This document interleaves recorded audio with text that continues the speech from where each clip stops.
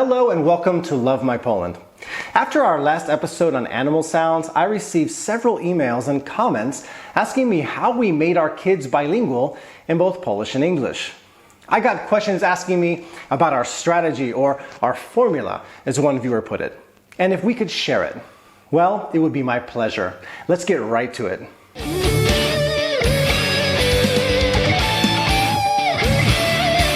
Before we begin, I would like to clearly point out that although my wife and I are both certified teachers of English, we do not consider ourselves to be experts on this matter whatsoever. We are normal parents who have a simple goal to raise our kids to be bilingual and to do whatever it takes to make that happen. So, how did we get these boys to be fluent in both languages? Today, we'll talk about 5 main ways. I really thought about it and I came up with 5 ways that we did that. Number 1, parents have to make it happen. The parents have to be into it. We have a simple rule. When I'm at home, we speak English exclusively.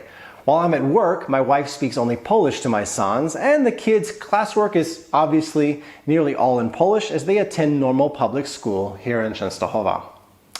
My wife's an English teacher and a translator, and she's incredibly demanding and consistent regarding both English and Polish. Oh, and if you didn't know already, we own our own English school in Częstochowa, where my wife and I both teach. My task after returning home from work is to oversee most of the boys' English classwork. If they've made a mistake in writing or speaking, they have to properly correct it and repeat it perfectly. I treat them like I treat my own paying customers, my own paying students. They're annoyed sometimes with me, but it is effective. Number 2, a ridiculous amount of reading. Reading. My job is to read in English, and my wife's is to cover the Polish side. We read everything we can get our hands on, from Thomas and Friends books to Nancy Drew mystery books to magazines. When they were younger, I'd read aloud to them daily, but nowadays they can read more fluently on their own, so I have the luxury of just sitting around listening carefully and correcting their pronunciation and intonation mistakes. It works. And until recently, we separated our reading time into English and Polish until one of my YouTube viewers, author Mark Pallis, sent me a kid's picture book entitled The Fabulous Lost and Found and a Little Polish Mouse. It's a story about a little mouse who's on the hunt for its lost cap.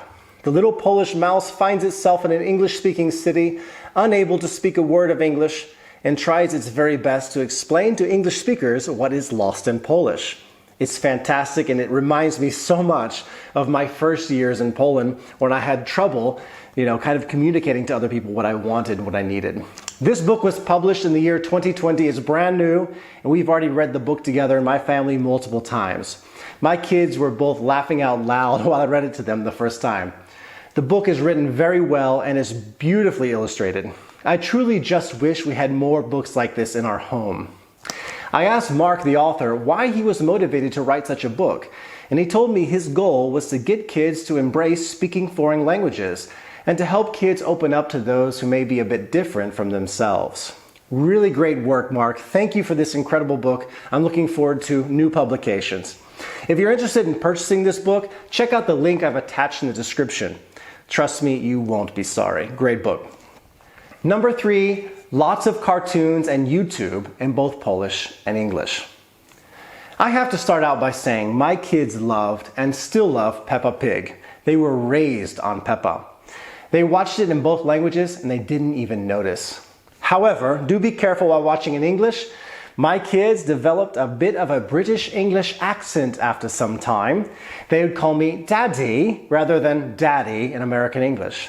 But hey, that's fine by me. I love a beautiful English accent. In addition to Peppa, they watched Mickey Mouse Clubhouse, PJ Masks, Paw Patrol, and we have all the Lego movies in both languages. But most importantly, as they're getting older, we are kind of shifting to more English entertainment. And that is because their exposure to Polish is increasing. I'd say it's about a 60-40 ratio right now, Polish leading, Polish to English. So we're currently watching a fascinating series called Superbook.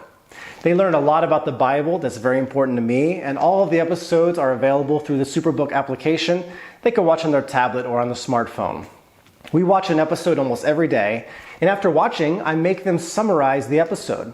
They have to tell me about what they just watched and what they just learned. They have to give me some new vocabulary they've learned. I'm serious, we do this at night.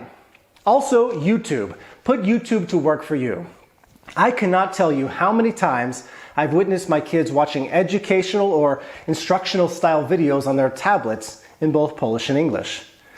They often use the voice function to find their video and learn how things work or how to build things. When it comes to English, they particularly love shows like King of Random on YouTube, Kip K, Dave Hacks. We as parents, we're all about this kind of learning, and we see it paying off. Number 4, language games. Yes, we play lots of games in these two languages. We have so many different sets of flashcards. We have all kinds of games that they can practice Polish to English. Jordy and Davey are only about a year and a half apart. They love to challenge each other on what they know vocabulary-wise. They really do kind of have a good time with that.